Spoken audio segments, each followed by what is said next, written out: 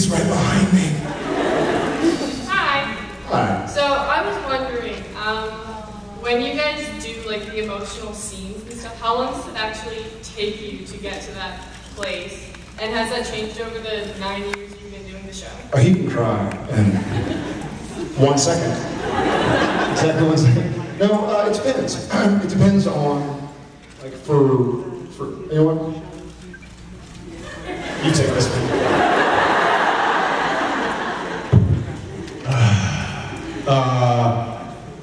Emotional scenes. What? Thanks. Thanks. It really depends on, I guess, the scene and the way it's written. You know, sometimes there's a scene that, you know, the beginning of the scene, you're not emotional, but then by the end of the scene, you are emotional. So you've got to find a way to get there within the scene. You know, you can't get into it before they yell action, then you're already emotional when the cameras start rolling and they yell action. You know, that's that would be, that would be easier to do, because then you can just do whatever you put in. You listen to music that gets you emotional, you can think about something that might get you emotional, you can really just kind of get into your own headspace to get you where you need to be when the camera starts rolling. But what's tricky is when you're not emotional in the beginning of the scene and you have to get there within the dialogue. And you know, fortunately, our characters are written very well, and you know, we are so close to not just each other off camera, but we are also close to our characters and how their relationship is on camera. And I think we can very easily tap into the emotion of those characters after doing it for, you know, over 8 seasons. So it definitely has gotten easier to get there, but it's always hard to come back from getting there. That's the difficult part, is to turn it off once it's been turned on. And also our directors that still come to do the show, we have a couple new ones a year, but for the most part, they've been with the show for a long time and have done many episodes. And so they know, especially like Bob Singer, who's here today, he's directed so many, he knows that if we're doing a big,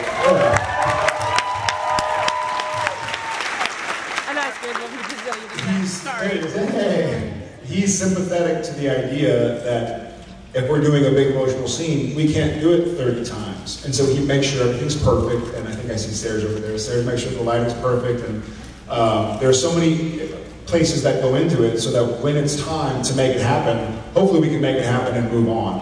Because you don't want to sit and cry for 12 hours a day, unless you're Dean. No worries. But I actually find, in a funny way, I actually find it easier to go, I think for him it's, you kind of said it's more difficult to go from not crying to crying.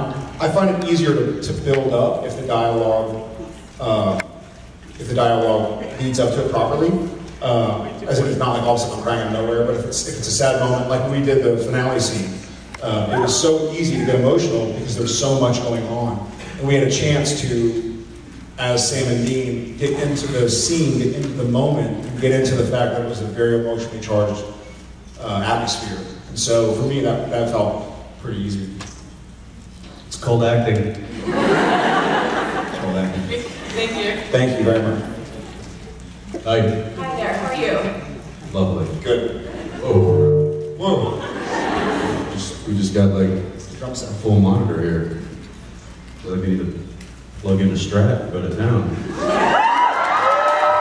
Do it! Yeah, I'm not going to, so. Hi.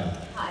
So my question was actually asked already. It was a crime question. All right, next question. I haven't come up So with the crime questions today, guys. I'm coming up with another question though because of this. Okay. No problem. Well, maybe some crying involved. Football season is starting. How do you Jared, based on some of your tweets, you are not really confident about Tony Romo. Whatever gave you that idea? No, I'm not. Are there any other Cowboy fans out there? Are there any Romo fans out there? No! Less enthusiastic. What fans? What? I didn't hear Tony. Tony Romo, he's the Oh, I hate Tony Romo. Yeah, me too. I hate the Cowboys though, so. The Bills. Back Back me up, Cowboy fans. Let's get her. Let's get her. Let's get her. I'm a Bills fan, but he lost a couple of Super Bowls to him, so. Down, baby. Yeah, and I'm going to be crying this season as well, so. I'll be there with you. I cry every Thanks. Oh yeah, thank you. Hi. So you guys entertain and inspire a lot of people, and Jensen, I really like the way you work as well. Who or what inspires you guys?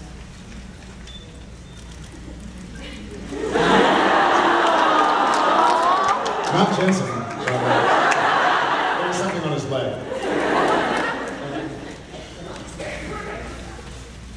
I mean, I don't.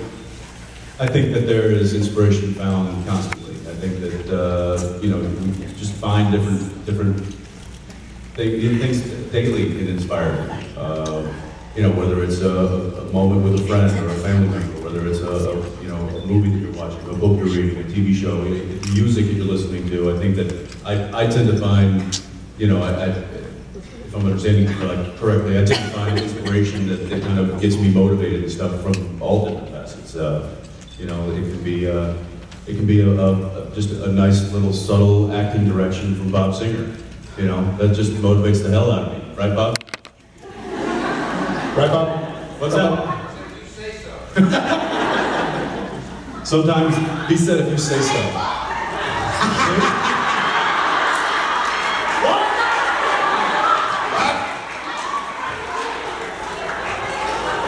You know, it's hard not. I can't see you. It's hard not to find inspiration from this. Jensen.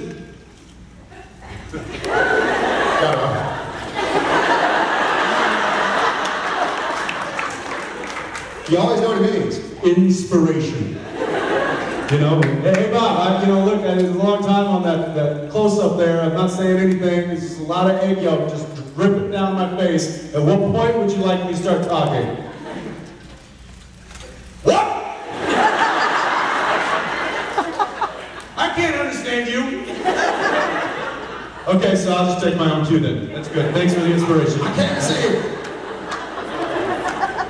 In all seriousness, that we do like to tease about after the opportunity.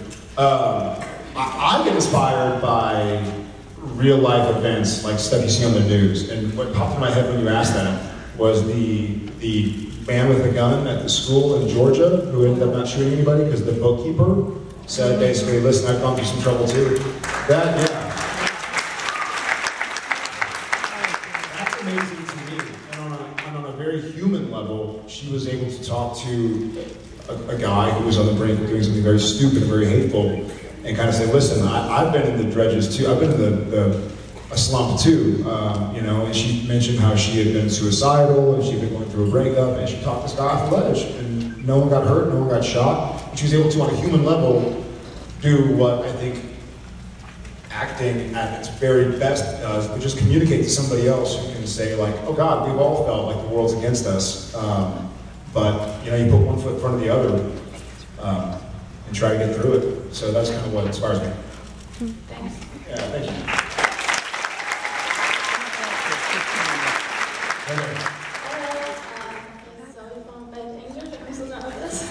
It's all right, he'll invite you.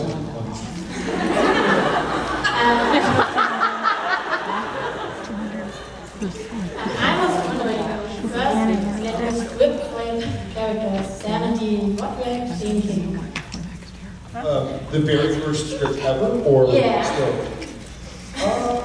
I was really excited. I remember when I heard that, she basically said when we first got the script, and we were reading Supernatural, the pilot, many years ago, what were we thinking? And I, for my part, was very excited. I was a fan of the X-Files, and I'm a fan of scary movies and TV shows that are treated real. At the time that I did Supernatural pilot, I was also doing Gilmore Girls. The real team. Really? But there were shows like Buffy and Angel and Charmed.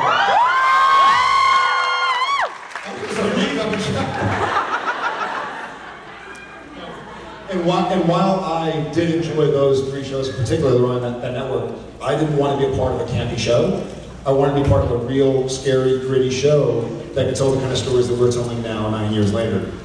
So I was really excited at how they treated it as if it was reality. It really wasn't. Like, shows like Jensen are really fun to kind of go and campy and have a good time. But I wanted to tell a story that we treated like reality, even though very obviously it's not. When I first got the script, they were trying to cast the role of Sam first. So I actually auditioned for the role of Sam. And in the process, I was reading, it was a scene between Sam and Dean, and they hadn't started casting. They wanted to get Sam first, and then they were going to cast Dean after that. And so I was reading for Sam, I was reading the Dean character in the audition. After I finished the read, I was like, listen, the character that cries a lot, I want to read him.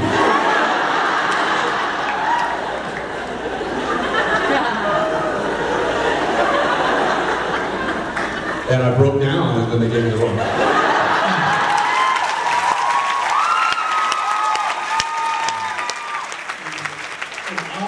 After he said that, I was like, good, because I want to be the character that hooks up with that Ruby girl.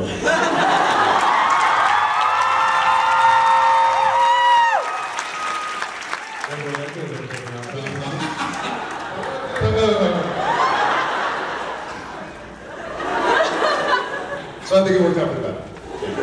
Thank you. Thank you. Thanks. Alright, beat back. Hi there. She's the Impala, and it's awesome. Hi. Hi. I got my high beams on now. I see that. Yes, you do.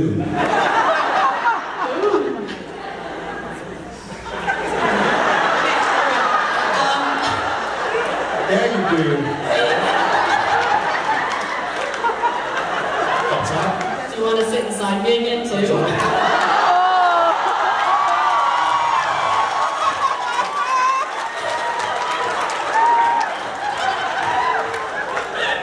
Tap the brakes.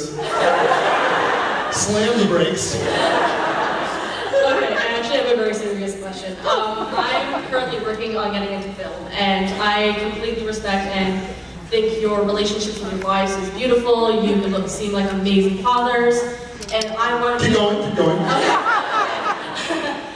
Don't stop there. And I want to be able to raise a family while working in film and working 14-hour days. All my professors tell me it's impossible, you're not going to be able to do it. And I'm wondering how you guys do it and what advice do you have to me to do it? That's a great question.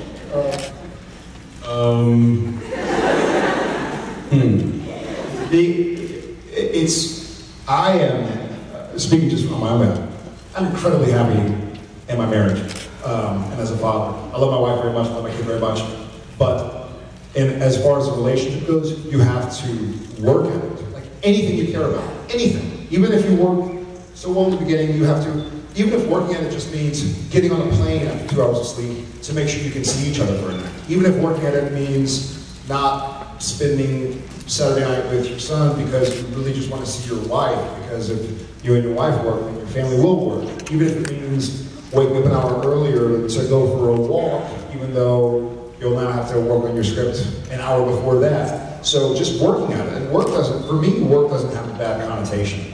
Like if someone tells me you're going to have to work hard, I just saw Osric's Twitter thing. It says like, I'll stop working and relax when I enjoy relaxing as much as work. I was like, that's cool.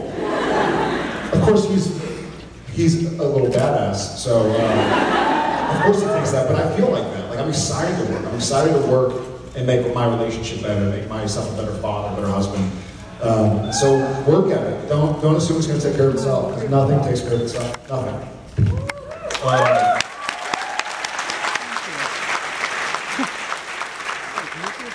I'm going to use that question and take an opportunity here. How much time do we have?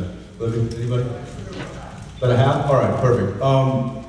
There's somebody that has been in this industry a lot longer than he and I probably combined, but has been with the show since day one, and I wanted to have him come up here and answer a few of these questions. And he's probably much more eloquent than we could.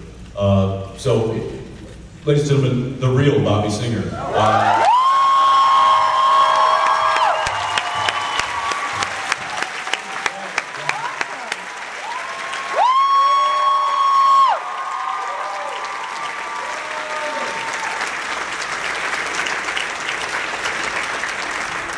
Do you want to know it, Lane? Bob, how do you balance it? What? Speed it up? See, that's direction. Jensen. And we understand. How do you balance professional life and personal life and marriage? And I mean, you're in a unique position because you work with your wife. Yes. It's a Yeah, the last couple of years, my wife, who is a far better writer than I am, has worked with us. We have a thing where I say, okay, let's leave work in the office and not bring it home. She won't do that at all. And like a lot of good husbands, I learned to do this.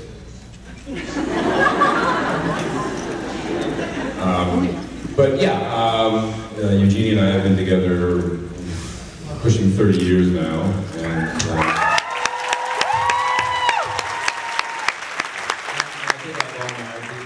we've had our ups and downs, but after all this time, we're in a really good place.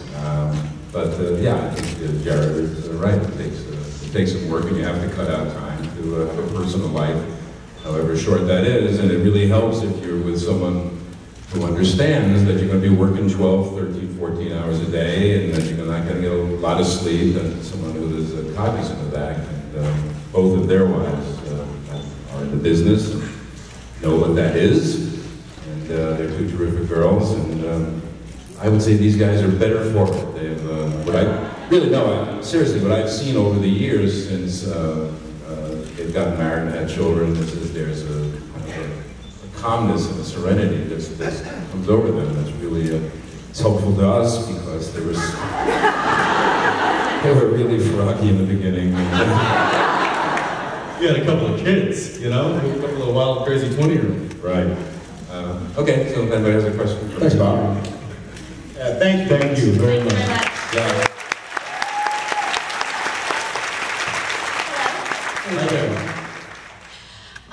During season 4, Cass sent Dean back in time to stop the LI demon from doing everything, from causing the issues, which ultimately led to Dean introducing his family to the LOI demon. And I was wondering what kind of impact that knowledge has had on Dean.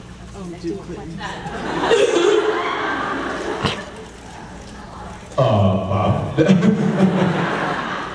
I don't know what the. I mean, from a producer's standpoint or a director or a writer's standpoint, have you guys like consciously made an effort to write him a certain way, given his experience in that? Well, I think, I mean, look, no one, and I've been there from the beginning, I don't think anyone who's worked on the show or continues to work on the show thought we would go this long. So we really in season 4 don't know where we're going necessarily in season 5 and 6 and 7 and 8 certainly. Eric had kind of a 5-year plan and then he ran like a thief in the night.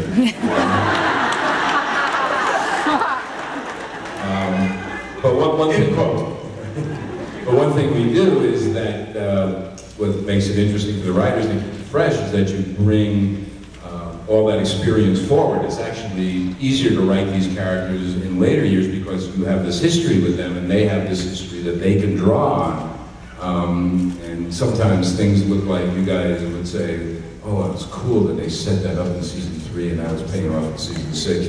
That would be nice, but it's really not the way it happens. But we sit in a room at the beginning of the year and try to go through, all right, where have we been? What have the boys been through? Where are they? What emotional state? And it's a challenge every year, but we always try to leave each season with kind of a good cliffhanger. And haven't necessarily answered where it's going until we get in the room for the next year. You know, having Sam look like he was dead. When the Angels fell, or at least severely injured, trying to face that challenge this year, which when the show goes on the air, you guys will see how we handled that.